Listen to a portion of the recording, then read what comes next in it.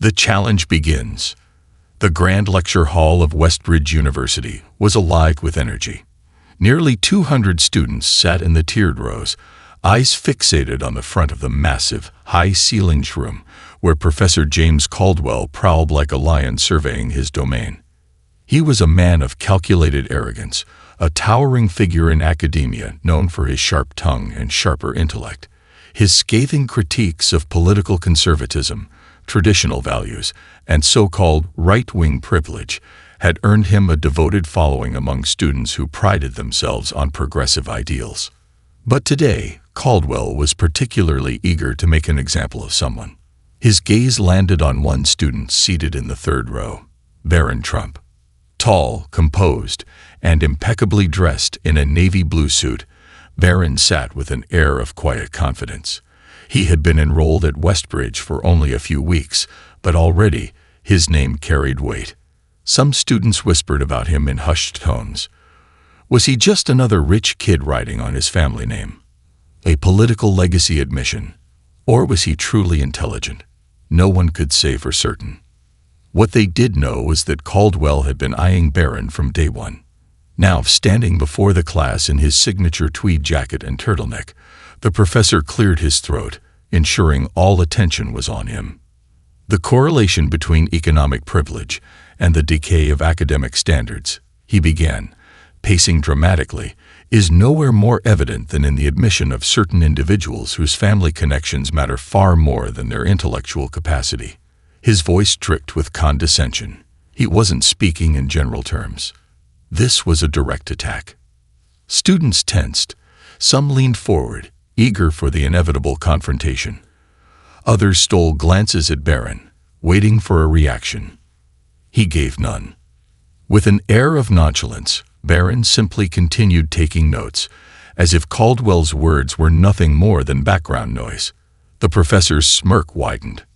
Take, for instance, those who support outdated ideologies, patriotism, family values, and religious conservatism.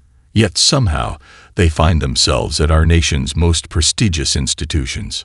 Caldwell let the words linger, then folded his arms. One might wonder, he continued, his tone turning almost theatrical, how they passed the entrance exams at all. The tension in the room crackled. It was clear what Caldwell was implying. Barron paused for a moment. Then, with practiced ease, he set his pen down and looked up, meeting the professor's gaze directly. "What are you suggesting, Professor?" he asked, voice calm, measured. A wave of whispers rippled through the lecture hall. Caldwell let out a low chuckle, as if amused by the question. He tilted his head, his smirk never fading. "I am suggesting, Mr. Trump, that merit, true intellectual merit, is not something that can be inherited." He took a few steps toward Barron's row. "Money can buy many things, young man. Influence, power, admission letters, but it cannot buy intelligence." The implication was crystal clear. You don't belong here. A few students snickered. Others exchanged nervous glances, unsure of what was about to unfold. Barron exhaled slowly through his nose, his expression unchanging. Then he leaned back slightly, crossing one leg over the other. "Are you proposing an IQ test, Professor?" The room erupted in gasps. No one had expected that. Caldwell blinked, momentarily thrown off. But he recovered quickly, his smirk returning in full force. "Oh," he said, feigning surprise. "You mean a direct test of intellectual ability?" Barron gave a slow nod. "If you're questioning my presence here, let's settle this in a way that leaves no doubt." The murmurs in the room exploded into full-blown conversation. Caldwell had been put on the spot. This wasn't what he had expected. He had anticipated embarrassment, a feeble defense, maybe even some stumbling words. But instead, Barron had flipped the situation back on him. Still, Caldwell wasn't one to back down. He let out a short, mocking laugh. "You really think you could compete with someone like me?" Barron tilted his head. "Is that hesitation I hear?" More gasps. Caldwell's jaw clenched. He couldn't back out now. "You're on," he snapped. A one-on-one IQ test. You against me. The lecture hall erupted. Students grabbed their phones, already typing away. Social media was about to explode with the news. Barron gave a small, unreadable smile. Then, reaching for his pen, he simply replied, "Sounds good to me. The challenge is set." The class ended with students buzzing about the upcoming showdown. By the time Barron exited the lecture hall, news of the event had already spread beyond the classroom walls. On social media, debates rage. Caldwell is going to destroy him. Barron must be out of his mind to challenge someone with a PhD. What if Barron is actually a genius? The campus newspaper immediately picked up the story, with headlines like, "The Ultimate Showdown. Professor Caldwell versus Barron Trump in an IQ duel." And just like that, the stage was set. Caldwell had spent years cultivating his reputation as an intellectual titan. He had publicly debated scientists, politicians, and even Nobel Prize winners. But had he underestimated his opponent? As for Barron, he didn't seem worried in the slightest. A classmate approached him as he walked toward the library. "Dude, are you sure about this?" Barron smirked. "We'll find out soon enough." And with that, he disappeared into the library, leaving the entire campus waiting in suspense. The campus erupts. By nightfall, the entire campus of Westbridge University was in an uproar. The challenge had spread like wildfire. Not just in the economics department, not just in academic circles, but across the entire nation. Social media platforms were flooded with discussions, memes, and predictions. Caldwell versus Barron Trump, the ultimate showdown of intelligence. Can a professor who spent decades studying really be outsmarted by a 6'7" teenager? Is Barron actually a secret genius? It wasn't just students talking. Professors debated in faculty lounges. Ivy League scholars tweeted their opinions. News outlets picked up the story, running headlines that made the upcoming IQ test the most anticipated intellectual duel of the decade. Caldwell's confidence. In his office, Professor Caldwell sat at his mahogany desk, sipping a glass of scotch as he scrolled through the online chatter. He smirked. "How ridiculous," he muttered to himself. Did people really think this was a contest? Did they truly believe a 19-year-old, regardless of his last name, could outmatch him? He had 4 decades of academic experience. He held multiple PhDs. He had lectured at Oxford, debated at Harvard, and written award-winning books on political philosophy and economics. And now, he was expected to take a child seriously. Caldwell chuckled to himself, swirling his drink. He imagined how the test would go, how Barron's confidence would crumble once the results were in. He envisioned himself standing before the lecture hall, holding up the score comparison for everyone to see. This, class, is what happens when privilege meets reality. The applause, the validation, the absolute humiliation of the young Trump. It was inevitable. Still, he had to make sure the event was as public as possible. The university had already approved the test. Given how much media interest was brewing, it would be administered live, in a controlled setting, with an independent proctor. The challenge had become too big to ignore. And for Caldwell, it was too good of an opportunity to waste. Barron's mindset. Meanwhile, across campus, Barron sat in the grand study hall, a massive, dimly lit room lined with centuries-old books. His fingers hovered over his laptop as he read through reports about IQ testing, its history, the controversies, the different forms of intelligence it measured. He was calm. In fact, he found the whole situation almost amusing. He knew how people saw him. To some, he was just a rich kid who had no business being at an elite university. To others, he was an extension of his father, a political target rather than an individual. It didn't matter. What mattered was the test. Because what if he won? What if the world's assumptions about him shattered overnight? He had spent years cultivating discipline, sharpening his mind in ways people never expected. He had read thousands of books on philosophy, economics, and psychology. He had debated world leaders over dinner tables since he was a child. And most importantly, he knew how to think under pressure. As he closed his laptop, Barron leaned back in his chair, hands folded. The game had already begun, and Professor Caldwell had no idea what was coming. The IQ test gets a massive upgrade. By the next morning, the Westridge administration had made a shocking announcement. Given the global interest, the IQ test would now be televised. A panel of third-party neuroscientists and psychologists would oversee the event, ensuring complete fairness.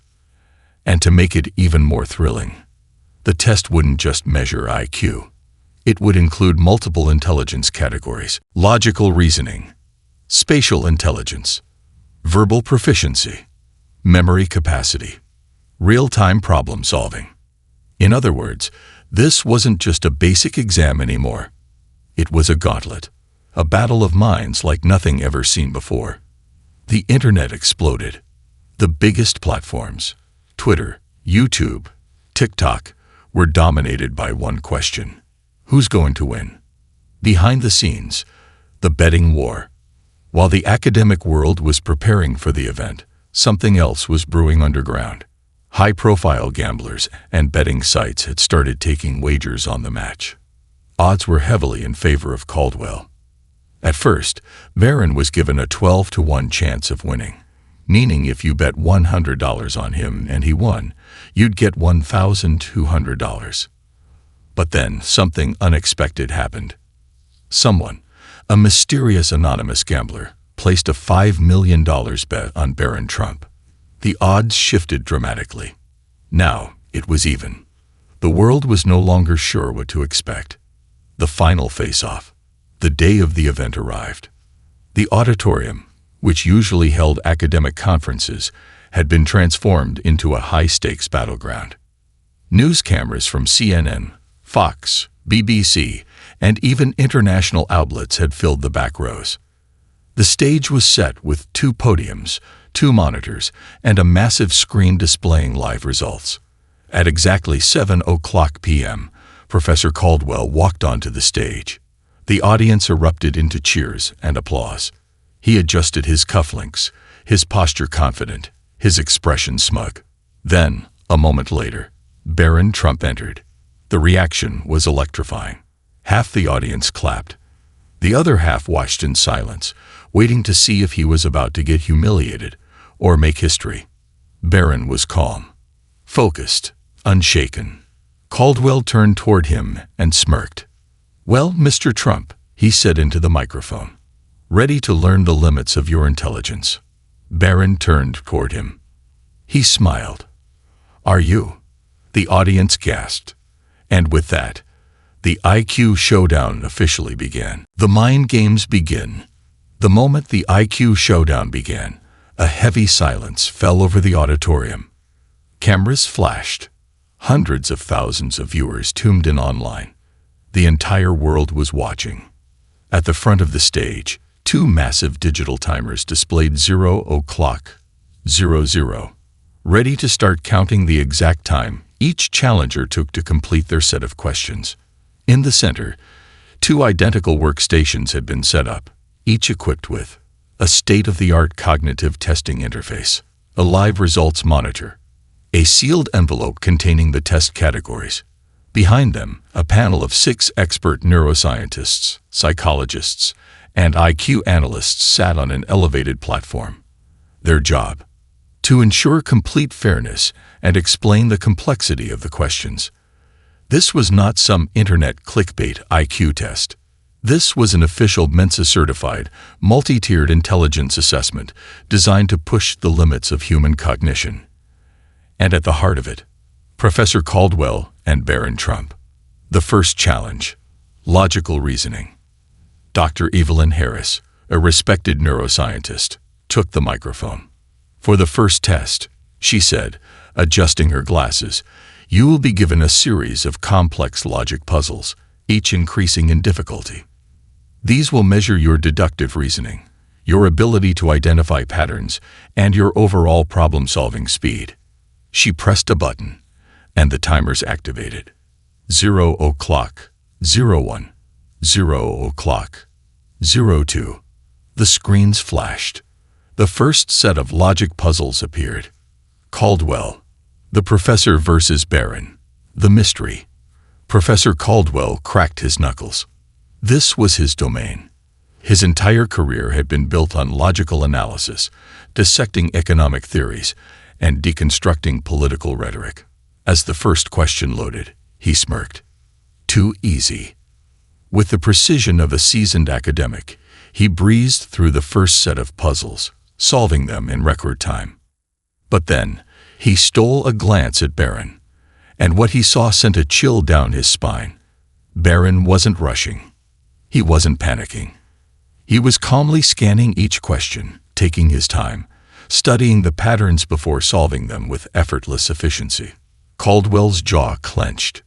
The timer ticked. Every second counted. As Caldwell sped up, determined to beat Barron on time, his accuracy dipped. His answers became slightly sloppier. Meanwhile, Barron.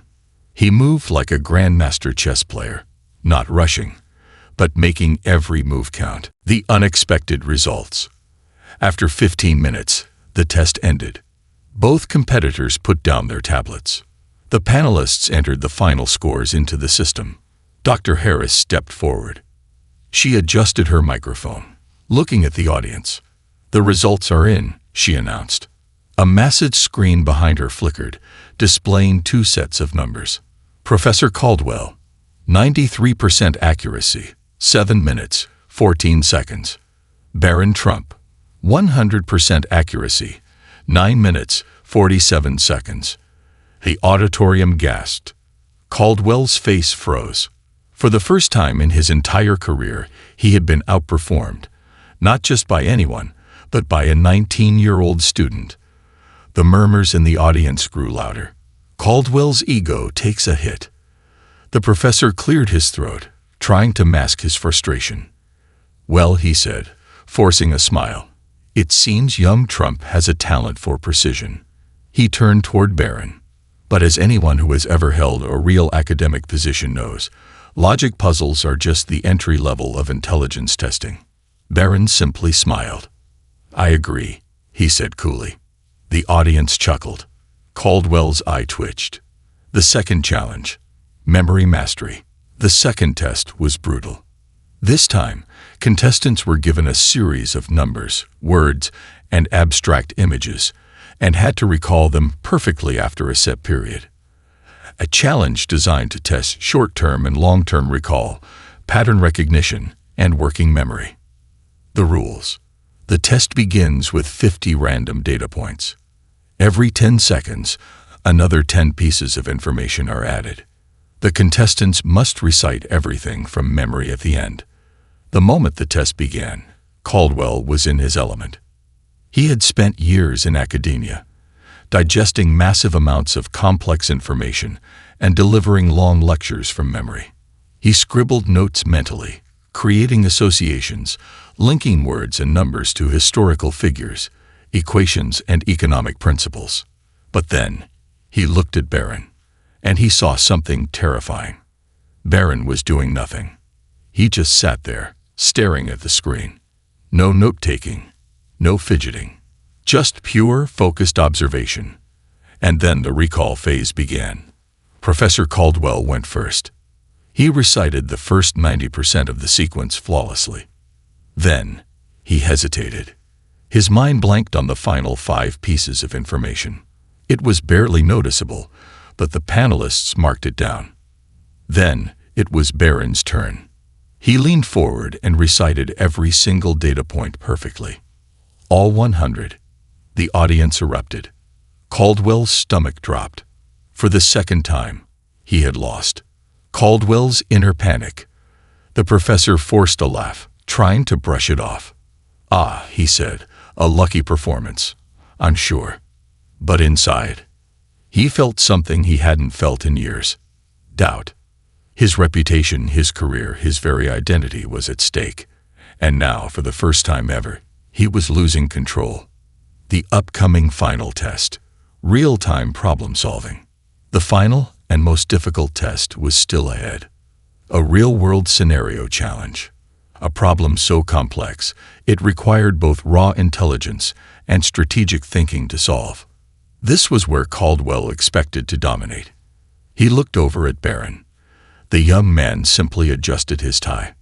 He looked relaxed, almost as if he already knew he was going to win. The ultimate challenge. Genius versus ego. The atmosphere inside the lecture hall had changed. The smug confidence that had once radiated from Professor Caldwell had been replaced by something else. Uncertainty. His sharp academic arrogance was now clashing with a growing realization that this wasn't the easy intellectual slaughter he had expected. Barron Trump was winning. And worse, he wasn't even trying to humiliate him. That was the most unsettling part. Barron was calm, polite, and unbothered. No gloating, no condescending smirks, just pure focus. And now, the final test was about to begin. The final challenge. Real-time problem solving. Dr. Evelyn Harris took the microphone again. This last challenge, she said, is the most demanding of them all. It will test not just intelligence but strategic thinking, adaptability, and decision-making under pressure. The entire room tensed. This wasn't about memorization or pattern recognition anymore. This was about who could think on their feet and solve problems that had no clear answers. Dr. Harris continued, each contestant will be presented with a real-world crisis scenario that requires immediate action. They will have only 10 minutes to develop a response and present their solution before the panel of judges. She glanced at Caldwell and Barron. The most effective solution wins. A large screen behind them flickered to life. The challenge loaded. The impossible scenario. A major cybersecurity attack has just crippled the financial infrastructure of the United States. The stock market is crashing. Banks are frozen. Millions of citizens cannot access their accounts. The attack has been traced to a foreign nation, but diplomatic relations are already fragile. Your task: present a realistic, strategic, and effective plan to stabilize the financial system, prevent mass panic, and restore security, without escalating the situation into an international crisis. The audience gasped. This wasn't just theoretical. It was high-stakes, real-world problem-solving at its highest level. Caldwell leaned forward. This was his chance to salvage his reputation. This was the kind of complex geopolitical economic crisis he had built his entire career studying. He smirked. There was no way Barron Trump, some rich kid with no real-world experience, could beat him in this. Or so he thought. Caldwell's strategy. The bureaucrat's playbook. The professor cleared his throat and took a deep breath. He stood up, buttoned his jacket, and walked toward the panel of judges with the swagger of a man who had spent decades in academia. First, he said, adjusting his glasses, we must recognize that such an attack is designed to instill fear and erode confidence in our financial institutions. Thus, the most urgent priority is psychological stabilization of the market. He paced dramatically, lecturing as if he were giving a masterclass. Step 1. The Federal Reserve must immediately issue a public statement reassuring investors and enact temporary trading halts to curb the panic. Step 2. We initiate a global cybersecurity summit, bringing together the top digital security firms and international financial regulators to develop an immediate response protocol. Step 3. We establish a congressional emergency relief bill, ensuring that individual depositors and small businesses will not suffer losses. He paused for effect. With these steps, he concluded, we can rebuild market confidence while simultaneously strengthening our cyber defenses against future attacks. The audience nodded in approval. His answer was textbook perfect. He smirked at Barron. Your turn, he said. But instead of intimidation, Barron just smiled. Then he stood up. Barron's response. The unthinkable move. Unlike Caldwell, Barron didn't pace dramatically or fill the air with academic jargon. He simply walked forward, placed his hands on the podium, and looked at the audience. And then he said something that made the entire room stop breathing. Everything Professor Caldwell just said would fail. A sharp gasp rippled through the hall. Caldwell's face turned bright red. Barron continued, "Here's why. The moment the Federal Reserve makes a public statement about stabilizing the markets, the very act of saying that out loud will confirm the public's worst fears, triggering an even bigger sell-off." Several financial experts in the audience nodded in agreement. Barron turned toward the panelists. "If we go the diplomatic route and announce an international cybersecurity summit that tells our adversaries that we weren't prepared and gives them even more confidence to launch a second attack." He paced slightly, not for effect, but in deep thought. "We don't need a public statement. We don't need a summit. We need to fight back, immediately." The genius move. Barron raised his hand. Step 1. Deploy a silent counter-cyber operation. We don't tell the public. We don't tell the media. We don't even confirm the attack happened. Instead, we deploy elite cyber units to neutralize the intruder and empt backdoor surveillance into their own networks. The panelists leaned in. Step 2. Redirect the panic. The stock market isn't crashing because of the attack. It's crashing because of fear. But fear can be manipulated. We inject a controlled surge of positive reinforcement trades through AI-driven hedge funds, effectively reversing the sell-off and making investors believe the market is rebounding naturally. The audience erupted in whispers. Step 3. Barron said, his voice calm but sharp. By the time the public realizes an attack even happened, it's already neutralized. The market stabilizes on its own. No need for an emergency relief bill. No diplomatic embarrassment. The attack disappears into history before it even begins. The aftermath. Total humiliation. The room was dead silent. Caldwell looked like he had been hit by a truck. He opened his mouth, but no words came out. The panel of judges whispered among themselves. Finally, Dr. Evelyn Harris stood. She took a deep breath and announced, "After careful deliberation, the panel has reached a conclusion. The winner of this competition is Barron Trump." The entire auditorium exploded in applause. Caldwell sank into his chair. For the first time in his life, he had not only lost, but been completely outclassed. Final blow. Barron's mic drop moment. Barron turned to Caldwell, extended his hand, and said just one thing. Maybe intelligence isn't just about knowing the answers. Maybe it's about knowing the future before it happens. And with that, he walked off the stage. Caldwell never recovered. The fallout. The genius that shook the world. The moment Barron Trump walked off that stage, the entire world changed. The video of the competition went viral within hours. Headlines exploded across every major media platform. Barron Trump destroys top professor in intellectual showdown. Genius Trump hair leaves academic world stunned. Professor Caldwell's career in shambles after humiliating defeat. People couldn't stop talking about it. News anchors, political commentators, billionaires, military strategists. Everyone was analyzing what had happened in that legendary debate. Some praised Barron as a once-in-a-generation genius. Others dismissed it as a lucky break against an aging professor. But the most powerful minds in the world, they were watching closely. And one of them was about to make his move. Caldwell's downfall. From professor to pariah. Dr. Richard Caldwell sat alone in his dark office, staring at the multiple screens in front of him. His humiliation had spread across the globe. His university refused to comment. His fellow professors avoided him. Even his graduate students were whispering behind his back.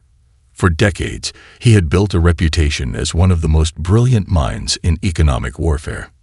But now he was nothing more than a meme. One clip, in particular, was playing on repeat in the media. Everything Professor Caldwell just said would fail. Caldwell gritted his teeth. He had spent his entire life proving his superiority. He wasn't about to let it end like this. There had to be a way to turn the tables. And then, he saw it. A mysterious email in his inbox. One that simply read, "We saw what happened. We believe in your genius. Let's talk." Caldwell's eyes narrowed. Who was we? And more importantly, why did they want him? Barron's next move. The invitation. Meanwhile, Barron Trump was unfazed. He wasn't interested in the fame or the headlines. He had already moved on to his next intellectual challenge. Until his phone rang. The voice on the other end was calm but firm. "Mr. Trump, we need you in Washington. The president would like to speak with you." For the first time that day, Barron paused. The president of the United States wanted to meet him. Something big was happening. A secret meeting at the White House. Later that night, a blacked-out SUV pulled up to a highly secured entrance at the White House. Barron stepped out, greeted by a team of intelligence officers. They escorted him through a private tunnel, leading him into a classified operations room deep beneath the West Wing.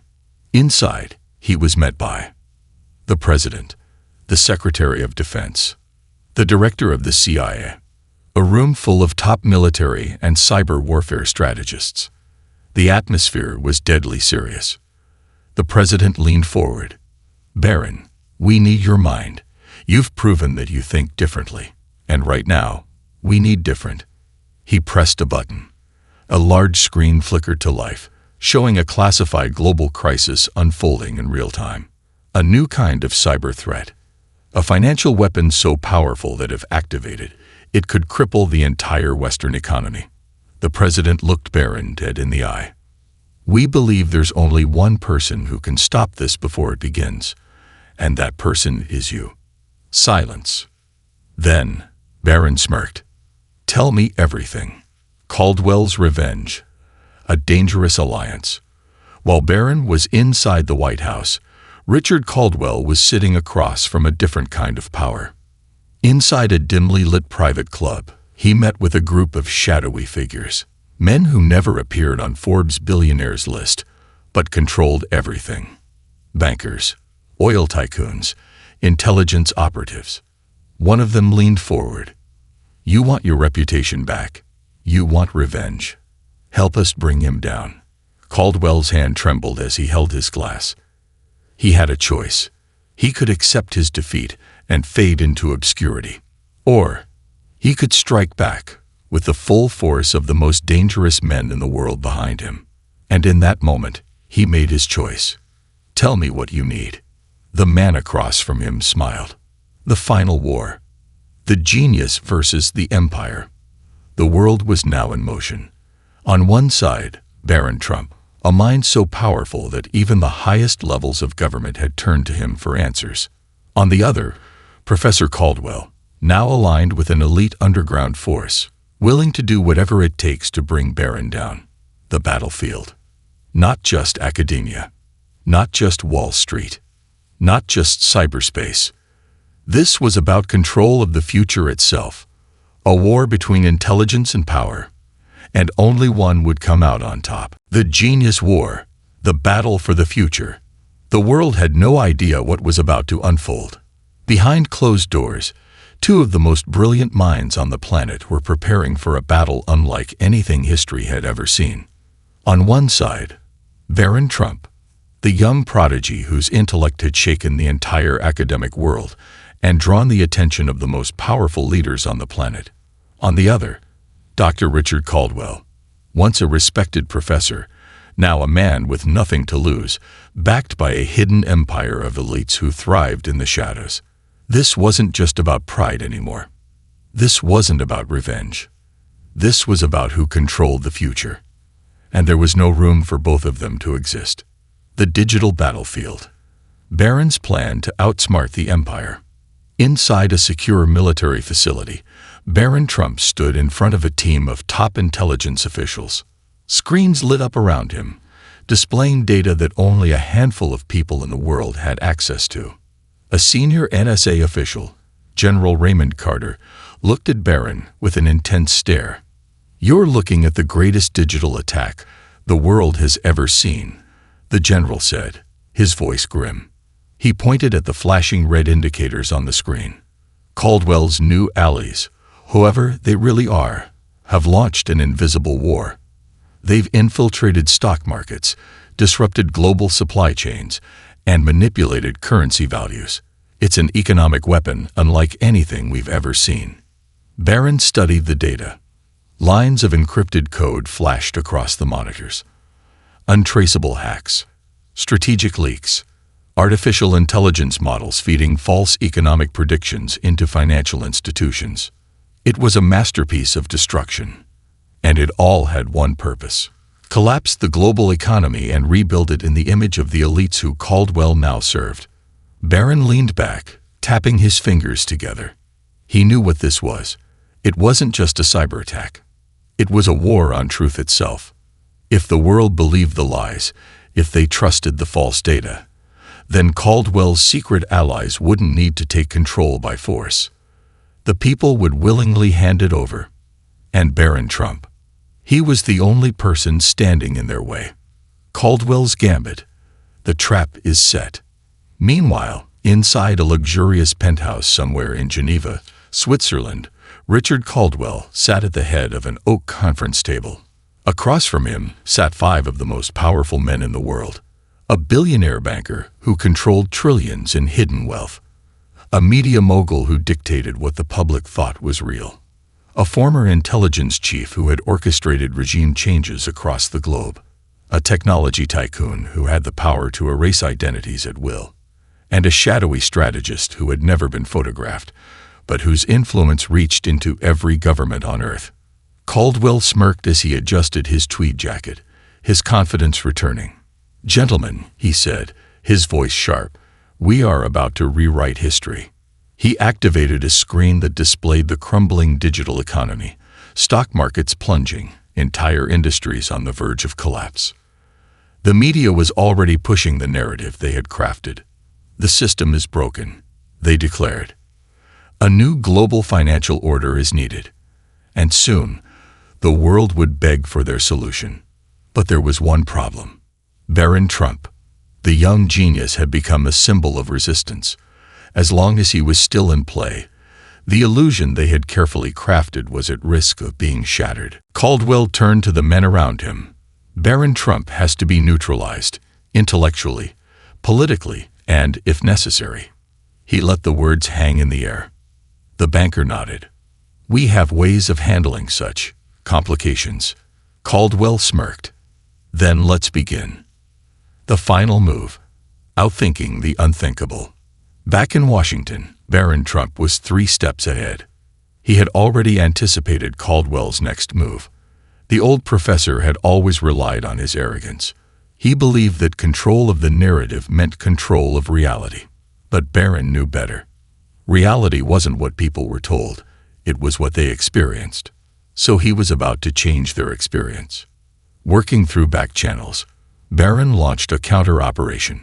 He leaked documents proving that the financial crisis was manufactured.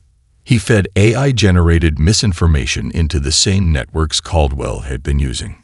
He turned their own system against them, creating digital illusions so convincing that even Caldwell's own allies started questioning reality.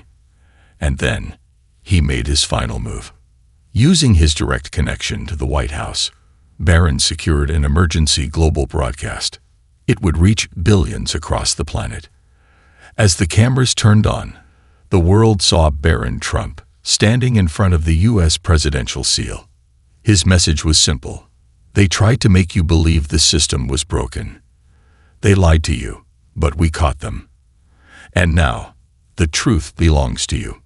The reaction was immediate. The world woke up. Markets stabilized. Caldwell's financial manipulations unraveled. The hidden elites who had backed Caldwell, they panicked and turned on him. And within 24 hours, Caldwell found himself a hunted man. The endgame, a lesson in true power. Days later, Richard Caldwell sat alone in a tiny windowless room. He had been abandoned. His once powerful allies had cut ties. His reputation was irreparable. And the worst part, His greatest student had beaten him at his own game. The door opened. Barron Trump walked in, his expression unreadable. Caldwell sneered. "So this is how it ends. You coming here to gloat?" Barron shook his head. "No, I'm here to teach you something." Caldwell frowned. "And what's that?" Barron leaned in. "True intelligence isn't about control, Caldwell. It's about understanding. And that's why you lost." Caldwell opened his mouth, but for the first time in his life, he had no answer. Barron Trump turned and walked away. And as the door slammed shut, Caldwell knew. He hadn't just lost the game. He had never even understood it. Epilogue. The future belongs to the thinkers. The battle was over. The world had seen the truth, and in the corridors of power, a new force had emerged. Not one based on greed, not one based on manipulation, but one based on pure, undeniable intelligence. And at the center of it all, one name echoed across history: Barron Trump.